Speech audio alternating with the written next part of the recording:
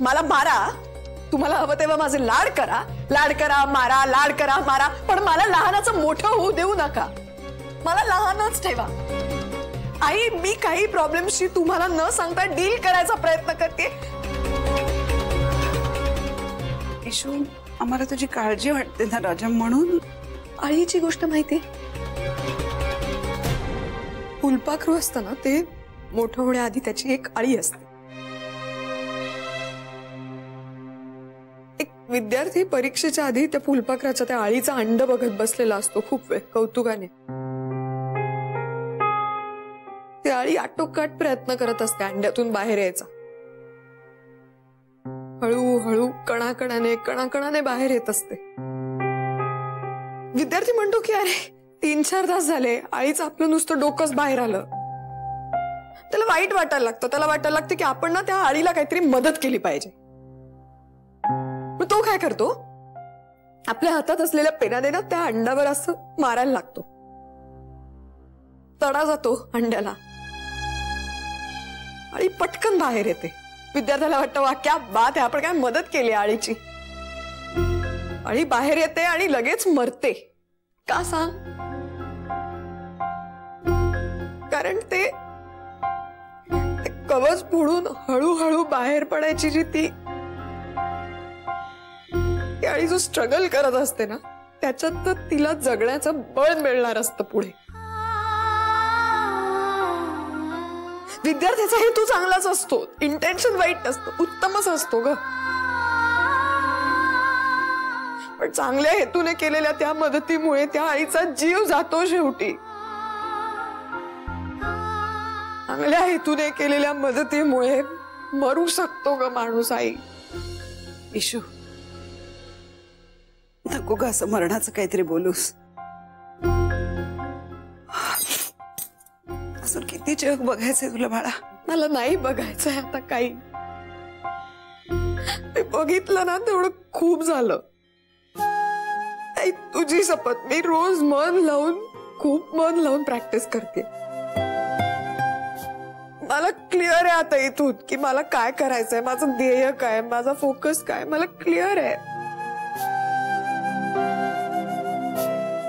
तू विचार ना, आशूला विचार, ब्रह्मेश सरांना विचार. माझ्या प्रॅक्टिस वरून, माझ्या कामावरून माझं लक्ष अजिबात ठेवलेलं नाहीये. बाकी आयुष्यात माझं काय वाटेल ते चाललेलं असू दे, मी माझं खरंच माझ्या प्रॅक्टिस कडे दुर्लक्ष होत नाही. आई, दुसरी एखादी मुलगी असती ना तर ती सगळं सोडून घरी बसली असती, पण मी नाही तसं केलंय.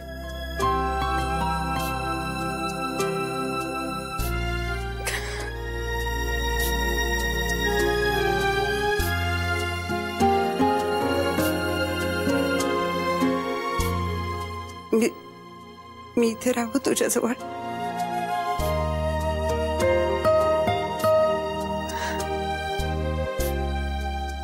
राहा.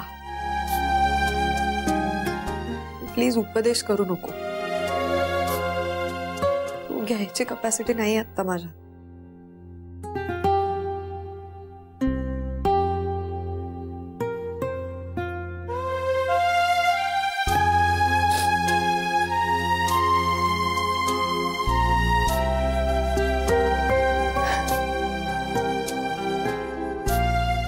मी चालले ऑफिसला.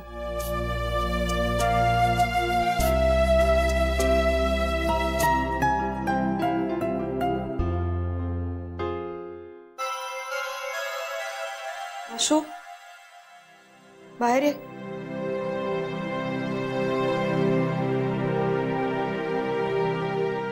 काय? आई कधी आली? आत्ताच आल्यात. तुमच्या बोलण्याचा आवाज ऐकू येत होता मला. का आल्या आणि लगेच रडायलाच लागल्या. मला कळेच ना काय झालंय ते. तू सांगितलं नाहीयेस ना तिला काही? नाही, मी काही सांगितलं नाही. विचारत होते मला, पण म्हटलं मला जे माहितीये ते सगळंच अर्धवट माहितीये, त्यापेक्षा तुम्ही ईशालाच विचारा म्हणून. गुड. तिला काही सांगायचं नाही. तू चल ऑफिसला आत्ताच चल, तिला राहू दे. आता? अगं माझं काहीच आवरून झालं नाहीये. तूच सांग ना त्यांना काहीतरी. माझी खूप पंचायत होते ग. आणि असंही काही दिवसांनी मोठ्या बाबांना पण कळेलच ना. मला तर वाटतं त्यांना लवकरात लवकर कळावं. अशी नाचक्की होईल ना ओमची, त्याची प्रॅक्टिसच बंद पडेल. अश्विनी प्लीज, तुला कळत नाहीये का, डोक्यात प्रकाश नाही का पडत आहे? मला ओमच्या बदनामीमध्ये काडीचाही इंटरेस्ट नाहीये आणि तू हे असं काहीतरी फालतू वागणार असशील ना तर आपला संबंध संपला. तुला माझ्या वागण्याचा त्रास होत असेल तर मी वेगळी जागा बघते. हे बघ, असल्या धमक्यांना मी घाबरत नाही बरं का. नाही, मला हे कळतंय की तुला राग येतोय, पण तुला तो कंट्रोल करता येत नाही. हो मान्य आहे मला, मी एक अत्यंत मूर्ख, बिंडोक आणि बेअक्कल मुलगी आहे. प्लीज एकच रिक्वेस्ट आहे की मला परत परत आठवण नका करून देऊ याची. आईला काही सांगणार नाहीयेस तू, तुला तुझ्या सोनूची शपथ. ईशा,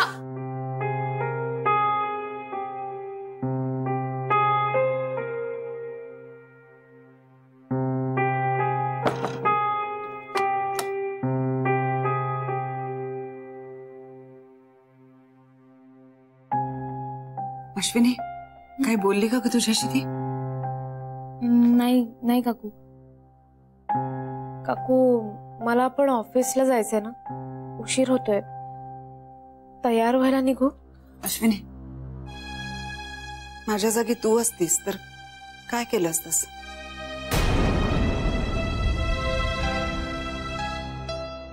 काकू. अगं बाळा, काय रडायला काय झालं तुला? बस बस बरं, इथे बस बस. काय झालं रडायला? काय झालं? हा, काय झालं? सॉरी काकू. तू का सॉरी म्हणतेय? काकू, आम्ही खूप चुकतोय. अगं तू तर काहीच बोलली नाहीयेस मला, मग तू का असं वेड्यासारखं सॉरी म्हणतेयस?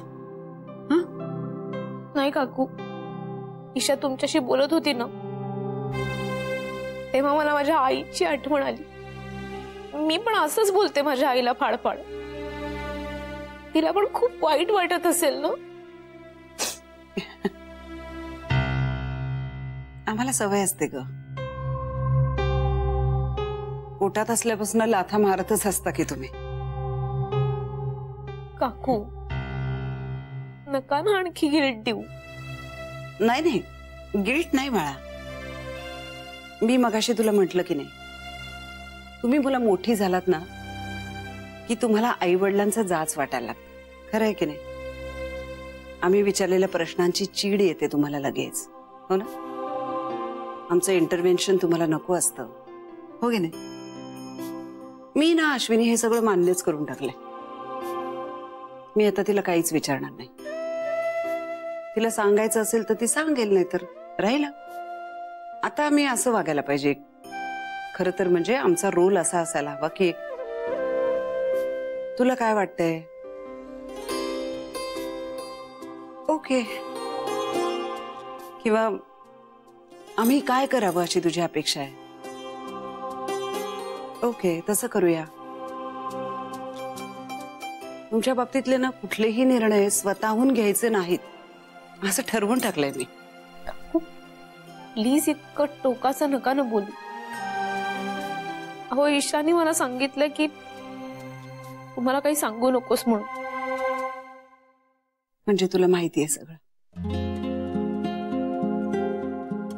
काकू, म्हणजे असं ते नाही, तुला सांगायचं नसेल तर सांगू नकोस. मी काही तुला प्रेशराईज करणार नाही. आवडतो तुला जायचं ना? हो काकू, मी आवरते, पण तुम्ही वाईट नका वाटून घेऊ. ऍक्च्युली ना, ओम आणि ईशामध्ये बरंच काही घडलंय. अगं ते दिसतच आहे ना, तुमच्या चेहऱ्याकडे बघून दिसतच आहे ते. फक्त एवढंच वाटतं ना अश्विनी की या सेन्सिटिव्ह काळामध्ये ना काही वेडं वाकडं घडू नये. नाही, असं नाही होणार, खरंच नाही होणार.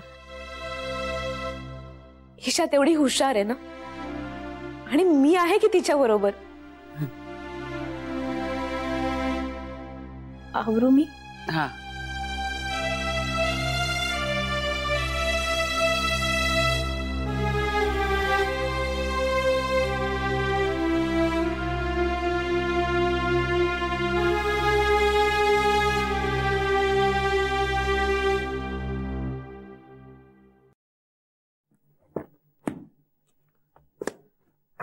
अरे यार, तो कंझ्युमर प्रोटेक्शन ऍक्ट कुठे आहे यार? इथंच ठेवला होता ना. हे सुनील,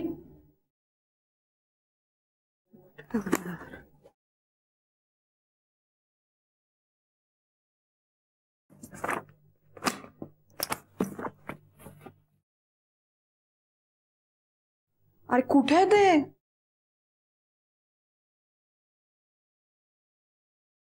स्वतः मेल्याशिवाय स्वर्ग दिसत नाही, तेच खरं.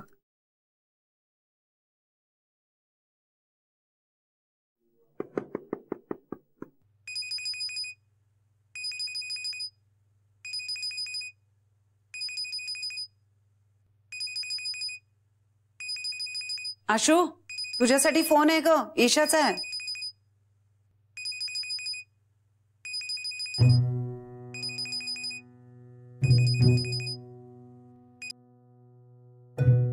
बोल ईशू.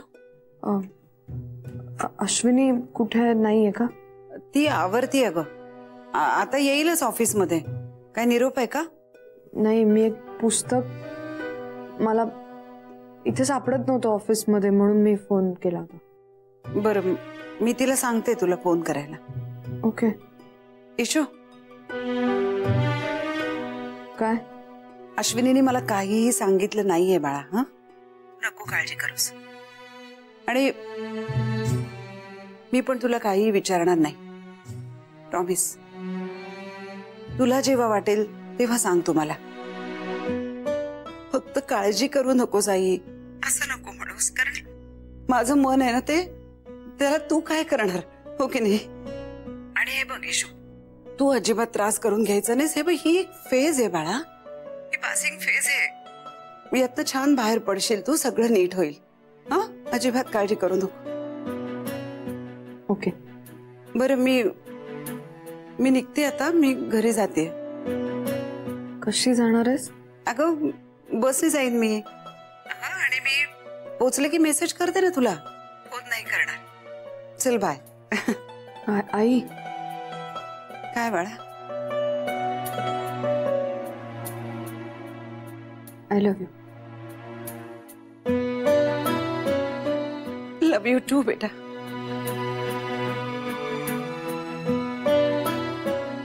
चल, बाय.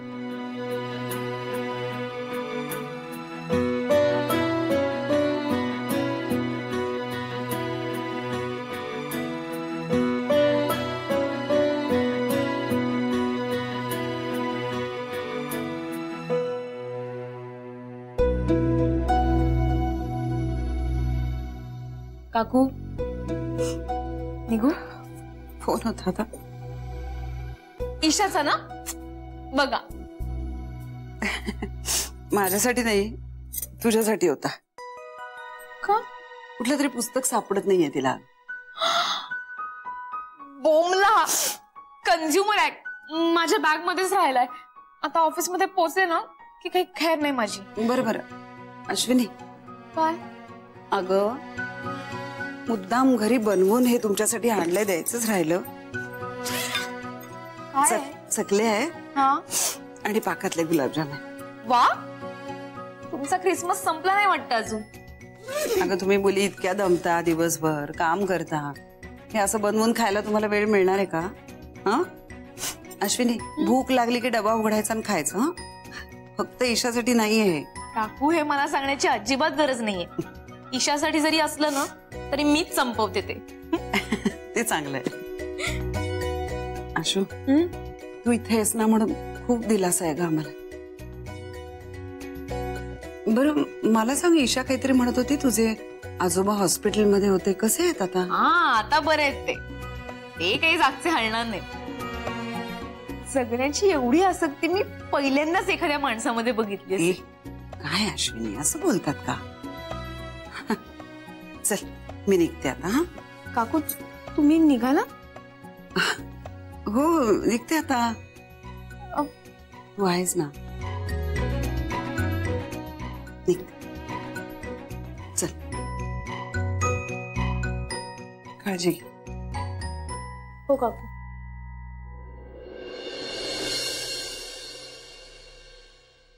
हे माझंही घर आहे. माझ्या घरी मी मला हवं तेव्हा येऊ शकते. हो, मग तशीच मी आले. ओके,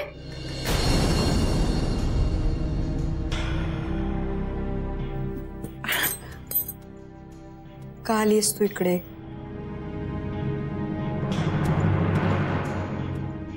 पण आई, मी जर का एखादी गोष्ट तुम्हाला सांगत नाहीये तर मी ठरवलंय ती गोष्ट तुम्हाला सांगायची नाही म्हणून मी सांगत नाहीये. मला दर वेळेला का प्रेशराईज करता तुम्ही? आणि मग त्याच्यावरती मी काही बोलायला गेले ना की ते तुम्हाला पटत नाही, कारण ते तुम्हाला उद्धट वाटतं. ईशा, 1 मिनिट, तू तर बोलूच नकोस. नाही विचारलं तिला खोदून खोदून? विचारलं की नाही ईशा का अशी वागते? विचारलं की नाही?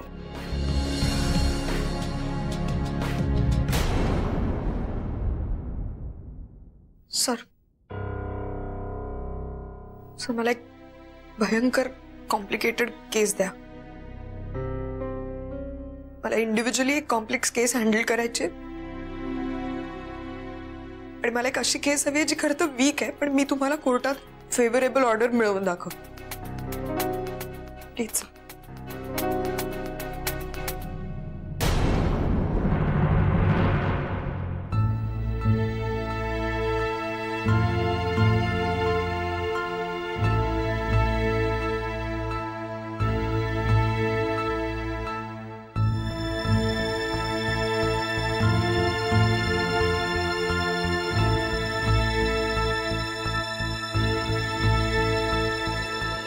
ती ईशाची मैत्रीण भेटली होती मला अश्विनी. तुम्हाला कळत नाही का मला तो विषय नकोय म्हणून?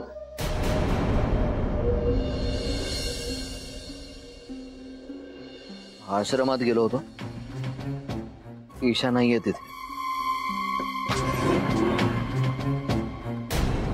मी तुझ्याशी बोलतोय ओम. मी तुझ्याशी बोलतोय तुला कळत नाहीये? काही गोष्टी अवॉइड करण्याचा प्रयत्न करतोय ना मी. तुम्हाला ते जमत नसेल तर मला तुम्हाला अवॉइड करायला लागेल.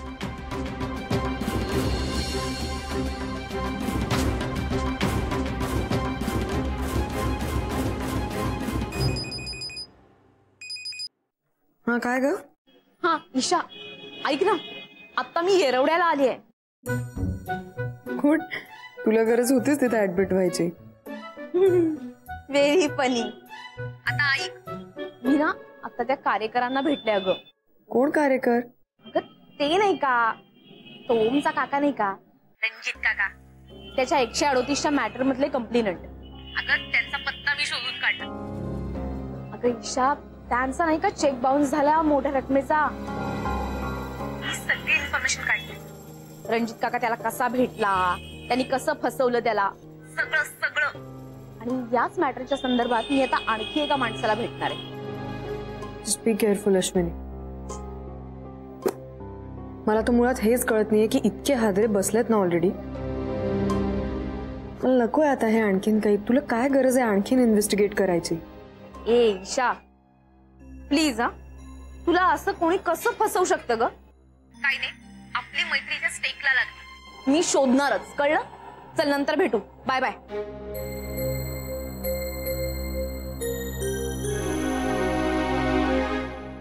हो तर बाबा आज लवकर घरी येणारच, मग आपण फिरायला जाणार. अरे आज बर्थडे ना एका छोट्याशा मुलीचा. मग नाही नाही नाही नाही, अगं लंच टाइम मध्ये फोन करणारच होतो मी. शाळेला सुट्टी पण आहे ना एका मुलीला. हा नाही नाही, आलोच मी. हो, आईला दे फोन जरा. हो हो हो रागिणी, मी लवकर येतोय घरी. हो नंतर बोलतो. Bye bye bye bye. हा, give my love to her. Bye bye bye bye. बस बस बस. बोल. सर मला काहीतरी कॉम्प्लिकेटेड मॅटर्स हँडल करायला द्या. मला ना ह्या आत्ताच्या केसेसचा कंटाळा आलाय. ह्या ज्या आहेत केसेस ना, ती आपली नवीन टीम सुद्धा हँडल करू शकते. मला काहीतरी नवीन केसेस द्या प्लीज. तुला हायकोर्टाची प्रकरण हाताळायचे का? नॉट एक्झॅक्टली, पण मला हाय स्टेक्स असलेल्या केसेस हव्यात. आता मला कॉम्प्लेक्स केसेस हवे.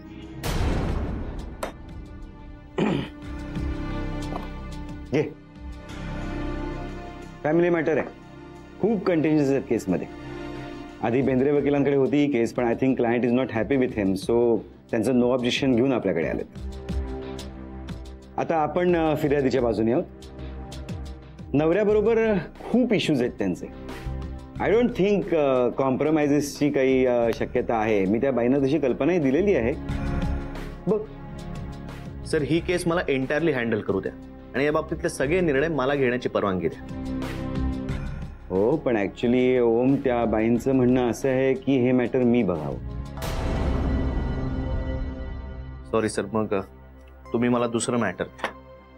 अरे एवढं ऑफेंड होऊ नकोस. मी बोलतो ना त्या बाईंशी.